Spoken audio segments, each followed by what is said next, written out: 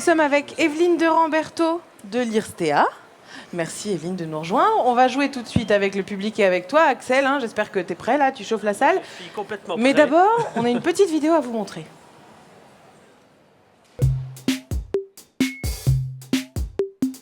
Non. Oui. Possible. Il me semble pas. En fait, quand on le décongèle, il doit attraper des bactéries ou quelque chose comme ça. Bon, je pense que les bactéries se sont développées. Il faut pas le décongeler et recongeler. Faut surtout ça. Si on le recongèle, ça va être un produit de moins bonne qualité. Je pense qu'il y a des microbes qui, à mon avis, peuvent supporter un froid assez intense. Ça va peut-être les mettre en sommeil, mais ça les tue pas. Elles vont peut-être être, on pourrait dire, un peu blessées, mais elles vont pas disparaître comme ça. Je sais pas, il va demander aux savants là, qui vont venir. Eh bien, ça tombe bien, c'est justement ce qu'on va faire, poser la question à notre savante Evelyne. Mais pas tout de suite, d'abord, on va la poser au public. D'accord ? On va répondre un petit peu à tout ce qui s'est dit dans cette vidéo, mettre les choses au clair. Et on va jouer avec vous, j'espère que vous êtes prêts. Première question, le froid tue les microbes, vrai ou faux ? Alors là, normalement, la réponse, elle devrait venir vite. Là, il y a un jeune homme, là. Jeune homme. Faux, ça les endorme.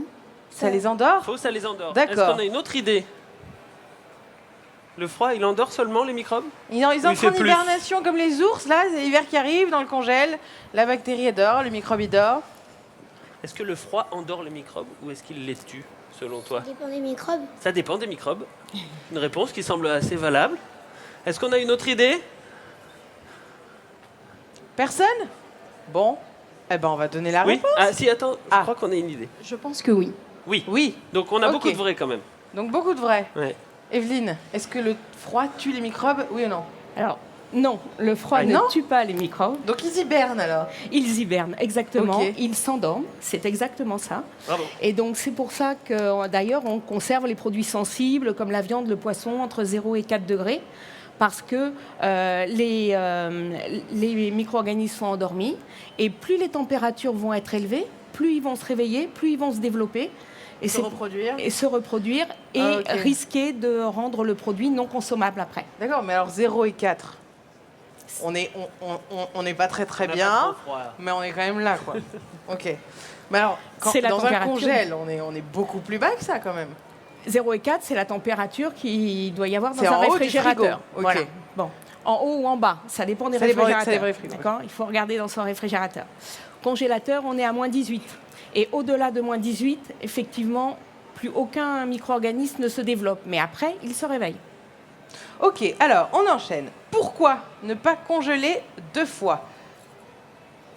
Ah, toujours Ah. Vas-y, je t'écoute. Ou alors, est-ce qu'on peut congeler ? Oui, c'était pas bien formulé Oui. sur Non, ma alors, fiche. vrai ou faux, est-ce qu'on peut congeler deux fois deux des fois ou pas ? Oui, mais c'est pas très bien. Oui, mais c'est pas très bien. Ah, je pense que beaucoup ici ont une idée, oui. Je pense qu'il ne faut pas recongeler parce qu'après, il y a des cristaux d'eau qui se mélangent avec la nourriture et ça altère aussi le goût et la texture. Ah, le goût et la texture. Intéressant. Ouais, pourquoi pas. Mais si on dit il ne faut pas, c'est peut-être parce qu'il y a une notion de sécurité. Est-ce que vous avez une idée ? Est-ce qu'on peut congeler 2 fois des aliments ? Non, je pense pas parce qu'on peut avoir une contamination avec des bactéries qui sont plus résistantes à des températures basses. Alors, on avait pas mal de propositions. Ouais, là, ça devient pointu, là. Evelyne, est-ce qu'on peut ou pas congeler 2 fois un même aliment ? Non, il ne faut pas recongeler 2 fois un même aliment parce qu'il y a plus de risques, et le côté risque sanitaire, risque pour la santé. Parce qu'en fin de compte, quand un produit se décongèle, c'est les micro-organismes qui sont en surface qui vont se décongeler le plus rapidement. Ils ont un liquide où ils peuvent se développer, se nourrir, donc ils vont se multiplier. Si jamais on recongèle, si jamais on recongèle, on va garder ces micro-organismes, ils s'endorment, mais à la deuxième décongélation, ils sont déjà plus nombreux, ils vont se développer. Si on le fait à température ambiante dans la cuisine, ils vont être un nombre très important et risquer d'être... Petite précision peut-être avant la question suivante. Est-ce que ça, c'est valable pour tous les aliments ou cette chaîne du froid ? C'est ça, c'est la chaîne du froid dont on parle. Oui. Le problème de la décongélation, c'est vrai pour tous les aliments, il faut décongeler à une température plutôt du réfrigérateur qu'à la température ambiante. Mais c'est vrai qu'il y a moins de risques si c'est un produit qui est cuit après. Si on le consomme tel quel, le risque est plus important. C'est pour ça qu'il faut bien décongeler. Si on le cuit après, tout est détruit. Donc, D'accord, très bien. Allez, question suivante. Un produit frais est meilleur qu'un produit congelé. Vrai ou faux? Quand on dit meilleur, c'est en goût, hein. On parle de goût ou de sécurité par rapport les aux deux. bactéries? Les deux? Bah oui. Vous en pensez quoi? Vous ne voulez pas répondre, vous avez le droit. Allez, rapidement, une petite réponse du public. Ah, on a quelqu'un. J'arrive. Comment tu t'appelles? Ça fait 2 fois que tu réponds maintenant. William. William, alors, Je dirais vrai. vrai? Pour les deux? C'est meilleur en goût et c'est meilleur pour la santé? Bah, puisqu'un produit congelé, ça va. Sur la question d'avant, on avait parlé de ça. Ouais. Un produit frais, ça va être meilleur puisque c'est. C'est pas congelé? C'est pas congelé, mais c'est. Oui, il y a moins de bactéries. Il y a moins de bactéries. Alors, Evelyne, c'est vrai ou c'est faux? Alors, la qualité, déjà, il y a 3 critères. Il y a des critères différents. Il y a le côté nutritionnel, il y a le côté goût et texture, et il y a le côté sanitaire. Du point de vue sanitaire, le produit frais, ça dépend vraiment comment on le conserve, parce que si on conserve mal à des températures et des humidités trop fortes, on va avoir des micro-organismes qui se développent. Au niveau sanitaire, le produit congelé, il n'y a aucun problème, parce qu'on le congèle dès qu'on le fabrique ou dès qu'on le cueille. Donc il n'y a pas de problème sanitaire. Après, ce qu'il faut vérifier au niveau d'un produit congelé, c'est la décongélation qu'il faut faire de manière correcte.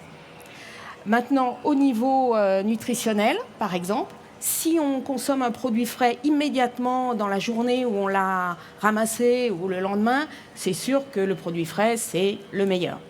Par contre, le produit frais va perdre très très vite ses nutriments. Donc 3-4 jours après, vous n'avez plus du tout les mêmes nutriments qu'au départ. Donc dans ce cas-là, le produit surgelé qui a été surgelé dès sa récolte industriellement, c'est un produit qui conserve tous les nutriments. Le produit surgelé conserve tous les nutriments. Au niveau nutritionnel... Donc si on ne peut pas manger frais tout de suite, il vaut mieux congeler frais et comme ça, on garde le maximum de choses. Je parlais de la congélation industrielle. Quand nous, on congèle nous-mêmes, on abîme un peu plus la texture des aliments parce que c'est une congélation lente et non rapide. Donc au niveau de la texture, la congélation lente peut abîmer un peu le goût, la texture. Et du coup, là, voilà, le produit frais est quand même en avance si on consomme très rapidement. D'accord. Une petite dernière question et puis vous pourrez continuer cette conversation passionnante avec Fred au bar de la science. Question bonus. L'eau liquide congèle... Non, l'eau liquide congèle à une température de 0 degré. C'est bizarre cette question. Oui, Elle a l'air facile. Est-ce que l'eau peut... Oui, l'eau est liquide en dessous de 0 degré, c'est ça. C'est mieux dit comme ça, hein, quand même. Est-ce que l'eau peut rester liquide en dessous de 0 degré? Est-ce que l'eau peut rester liquide en dessous de 0 degré? Monsieur, j'arrive. Oui, elle peut rester liquide si elle est très pure en particulier. Elle peut rester liquide si elle est très pure? Ça a l'air d'être un parfaite réponse. C'est ça, la bonne réponse. Louis, merci. Oui, l'eau peut rester beaucoup. liquide en dessous de 0, c'est la surfusion. Ben, merci beaucoup. Vous allez pouvoir nous expliquer ça avec Fred au bar de la science et il vous attend. Merci. Bravo. Merci. Venez nous rejoindre au bar de la science. Nous sommes toujours avec Pauline Lafenêtre, avec Joël Gautron et également avec François. Là, nous parlerons du poisson. On parle que des aliments, en fait. Aujourd'hui, on va reparler du froid. Moi, je voulais une petite question, savoir si vous êtes d'accord. On achète toujours nos œufs dans des boutiques où ils ne le sont pas, dans des lieux réfrigérés. Alors nous, quand on rentre chez nous, certains les mettent dans un réfrigérateur, pas d'autres. Qu'est-ce qu'il faut faire pour conserver les œufs?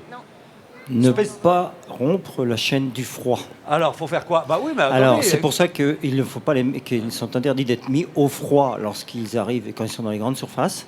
Parce que si vous les mettez au froid, et le temps que vous arriviez chez vous, vous allez avoir des gouttelettes de condensation qui vont se faire à la surface, qui contiennent des bactéries, qui vont enlever la cuticule, qui est cette couche qui protège l'œuf. Et là, ça pourra rentrer dans l'œuf. Donc, soit vous choisissez de les conserver à température ambiante, soit vous choisissez de les conserver au froid.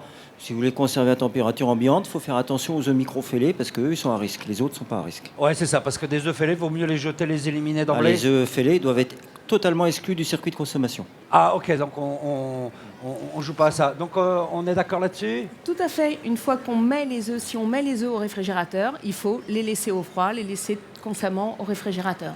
D'accord. On va reparler du... Combien de temps ça se conserve, des œufs? Alors un œuf est dit extra frais du jour de ponte à 9 jours après la ponte. il est frais de 9 jours à 28, qui est sa date de commercialisation. En réalité, il n'y a pas vraiment de limite, ça reste stérile à l'intérieur. Mais au bout d'un moment, ça perd ses qualités nutritionnelles. Mais enfin, si vous avez un œuf qui est périmé dans votre frigo depuis 15 jours, vous Bon, pouvez le manger périmé, sans on risque. considère que c'est périmé au bout de combien de temps? 28. C'est une Un date mois limite de consommation, mais pas une date... Enfin, c'est pas vraiment une DLC, quoi. Bon, ça se périme pas. DLC, date limite de consommation. On dit c'est 28 jours. C'est compliqué sur un œuf. Bon, évidemment, ce que vous nous avez apporté n'ont pas d'inscription parce que ça doit être les poules qui sont dans votre jardin.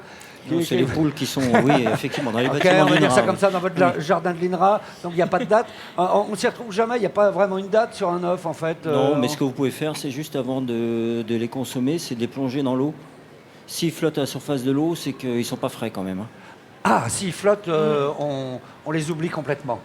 Hein, d'accord. Et en général, sur l'œuf, il y a un 0 au départ, si je me souviens bien. Alors, 1, 2, 3. On nous rappelle ce que c'est. Alors, le code 0, c'est pour l'élevage conditions biologiques, l'élevage bio. Le code 1, c'est pour les œufs les poules qui ont un accès à un parcours extérieur.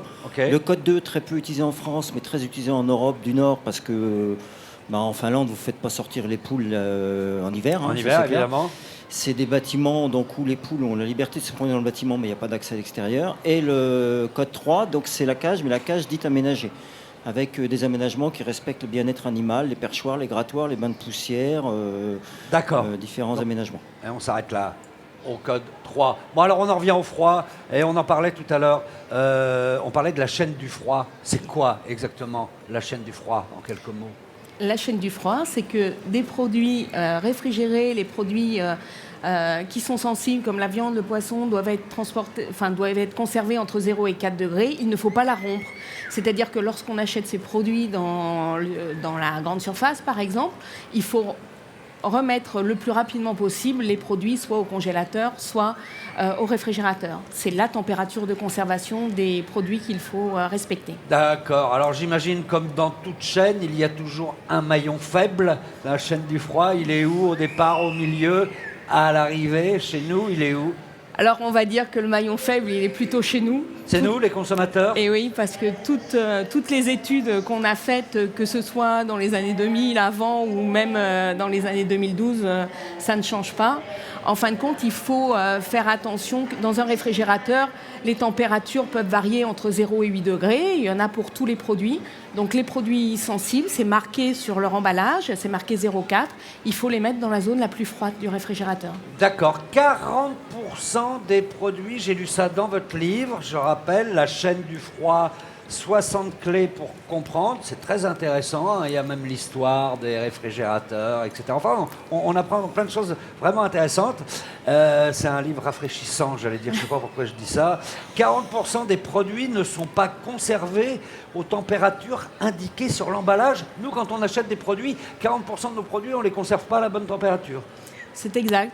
Par exemple, on a peut-être tendance à pas mettre le jambon ou la viande à l'endroit le plus froid du réfrigérateur. Si on le met dans la porte ou si on le met alors que la zone froide est en bas, en haut du réfrigérateur, on va avoir 2-3 degrés d'écart. On peut le conserver à 8 degrés. Ouais. C'est pas bon. Oui, ok, mais quand on arrive à faire les courses, alors on sait tous à peu près où se situe la place pour mettre les légumes, hein, vous savez. Où est-ce que vous mettez le poisson, vous qui êtes un spécialiste des poissons, où est-ce que vous mettez le poisson dans tout votre réfrigérateur? On peut le mettre dans le bac de viande, mais aussi on peut éventuellement... Dans le bac de viande, vous le mettez? Ouais, sinon la bonne solution, c'est aussi de le conserver en utilisant une petite machine sous vide, et du coup ça permet de le conserver. On a tous des machines sous vide chez nous.